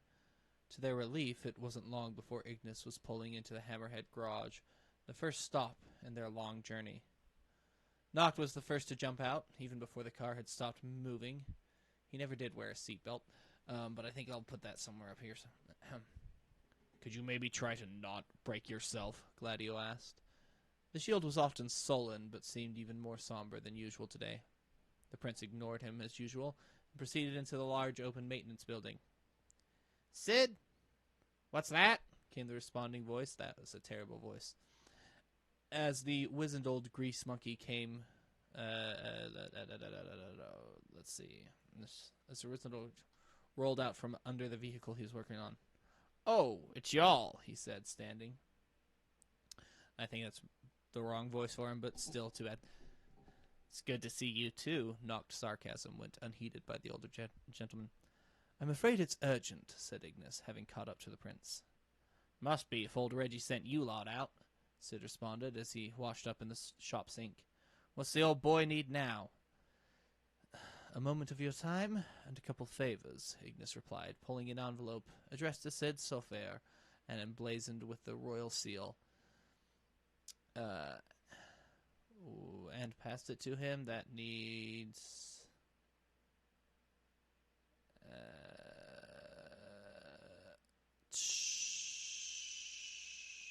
that'll need looking at, but I'm not sure what... No. Please, take your time. We'll be waiting at the diner. The boys stepped out and were greeted almost immediately by the other mechanic, who was much easier on the eyes. Cindy called to them, Well, hello there, boys. What can I do you for? I can't do a female voice, apparently. That's a thing I should work on. Prompto muttered something, which Noct ignored, knowing it was probably some tasteless comment or other, before returning her greeting and inviting her to join them in the diner. We're going to be leaving the regalia with you for a while, Cindy, Noct explained, after they were seated with food in front of them. What? You want to leave the old gal here? There wasn't much that could surprise Cindy, but she was certainly taken aback now. I mean, I'm honored, but why? She's too conspicuous for now, and too obvious a target. The Empire will be watching us. We need to blend in. Which means we'll need a loner as well, Gladio chimed in. Well, that's no problem. We've got a couple of boring cards y'all can use if you need to, Cindy replied with a flounce of her hair. Fantastic. Nope, that's not Prompto at all. Fantastic, Prompto replied dreamily. Noct caught his eye, and Prompto blushed and ducked his head. Cindy looked at him questioningly, but Sid's entrance spared him any further embarrassment. Spared the young boy.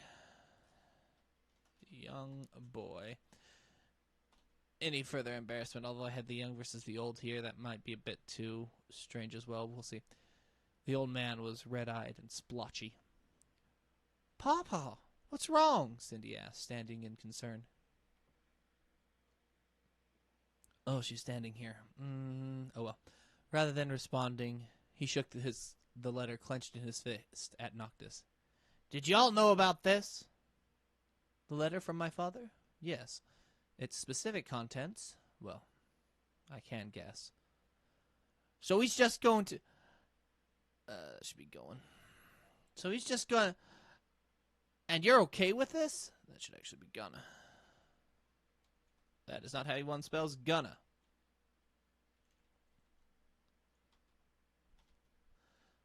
There is no other option. This is the best course available to us. How can that possibly... Noct stood, bringing his full regal bearing against the frail old mechanic. The king will do what must be done. Your friend Reggie would love to just make you happy, but King Regis knows that sacrifices must be made, regardless of personal attachment. There was a soft hand at Noct's back. Ignis was trying to calm him. After a long breath, he exited the diner and made for the caravan outside, Gladio following behind. Run-on sentences. Those are kind of my staple, and I need to stop it. Cindy was the first to break the silence in the diner. What's going on? Oh, that's such a Sid line. I should probably change that. Oh, don't let him worry you, Prompto replied. He's just under a lot of stress. But why? Tell me what's happening. Oh, well, you see... No, was the firm interjection from Sid. Not now. Not here. Indeed, such conversation should be left for more private times, Ignis replied.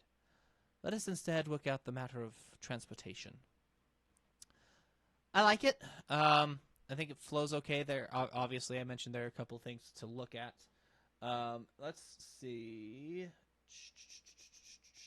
Where are you? Word count. 635 words. That's not bad. Again, because I'm trying to... I'm not trying to write a novel. This is not a NaNoWriMo here. I'm not shooting for 10,000 words or whatever. I'm trying to tell a fanfic story, so we'll see. I think that's good size for this first chapter. No, I'll come back to that after I've written more of the story and I understand it better. And then it'll be easier to give a good lead-in. But for now, that's the end of Chapter 1. Okay. With that said, I think I am done. Excuse you. Thank you. No? Thank you. Okay. That'll be the end of the stream for now. Let me bring the music back up, even though the ticker's still going. I just had it turned down. We'll go here. Thank you all very much for watching. Please join me in the future. I stream many things. Not always this creative. Sometimes it's just me playing Final Fantasy. Again, I might start speedrunning that soon. I don't know. I also have a New Game Plus of Persona 5 that I'm going through right now. And then anything else that catches my fancy in the future, I will just stream it as I care to. So thank you all very much, and until next time, have a wonderful day.